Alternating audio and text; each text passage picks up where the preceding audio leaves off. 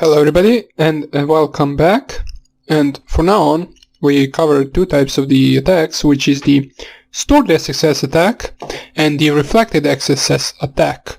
The stored one, as we can see, we covered, and it basically leaves this hello window open all the time for anyone who visits it. And the reflected XSS attack is basically what we sent in the previous videos over link to the victim. Now I also try to show you how you can gather the cookies with the simple HTTP server running, but that didn't seem to work. If you wanted to, you can search online how to do it more accurate and more better, since I believe I made a mistake in some of the syntax of the command, but it doesn't matter for now on, since there is another attack that I want to show you. So basically, what happens if you wanted to change the looks of a certain website? You can also do that with the XSS attack and with the stored XSS attack, which is a lot more dangerous, since it can be used to ruin the reputation and basically the reputation of a certain company. For example, if you were to find the website that was vulnerable to the stored XSS attack, you could, for example, change all of its pictures, then maybe upload your own HTML file so it shows another website entirely, and it would ruin the reputation of the website itself. But luckily that is not really that common attack. I will show you how to do it right now. So first of all, before I continue, I want to make sure that my intercept is off. Good. So let us go onto our virtual machine. So 192.168.1.6. Now where we want to go is we want to go right here, Mutilday. I believe that is how you pronounce it, not really sure. And right here we want to go to the OWASP 2013, on cross-site scripting attack. Let me just find DOM injection and HTML5 storage.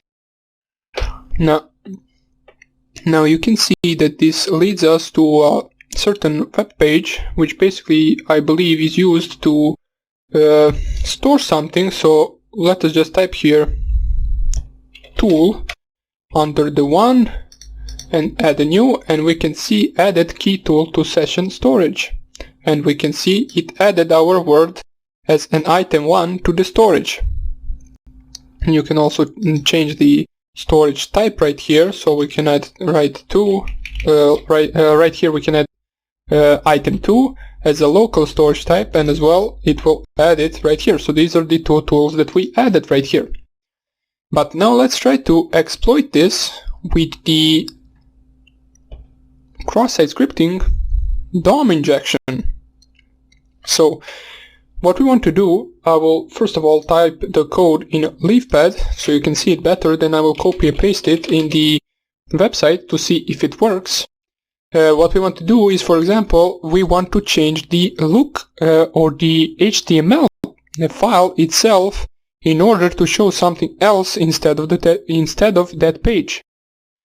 So let us do that. We want to type here image source. So first open up the arrow bracket, then type here image source equals x on error equals, then type here the double quotes document dot body dot inner, I believe it is inner HTML equals, then single quote or apostrophe, then open up the header.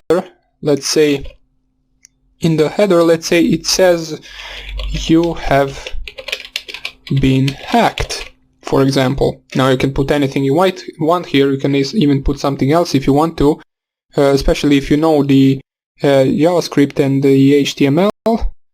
You can type anything you want. So what we want to do right now is close the header with this command. So open brackets, then slash, then h1, Basically the H1 stands for the header with the size of 1, which is, I believe, the biggest header version you can use. Not really sure, not really that great at HTML. And what we want to do is close a single quote, then close double quotes and add the arrowy brackets. So let me just check out once again. We have single quote open here, we closed it right here. Double quote open here, we closed it right here. So let us try to see if this will work.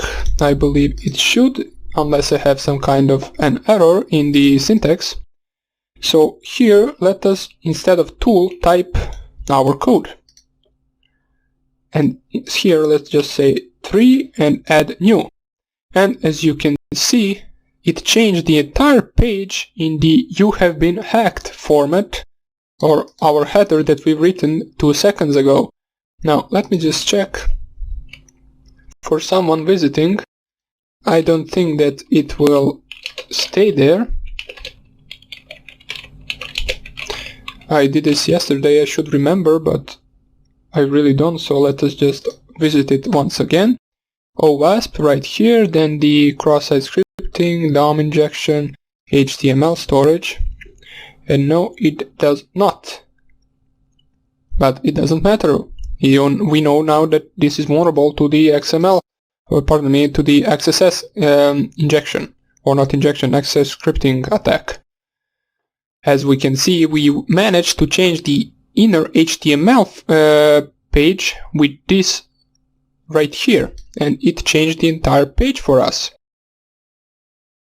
Now, as I said, this attack is used to ruin the reputation of a certain company, for example, especially if it is the stored XSS attack, since if this was stored, now everyone who visits this page would see this.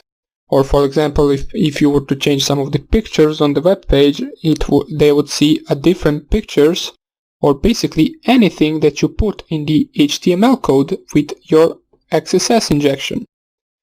So that was about it for this tutorial. It was rather short, and in the next one I will show you a few tools that you can use in order to automate the cross-site scripting attack. So I hope I see you in the next lecture, and take care. Bye.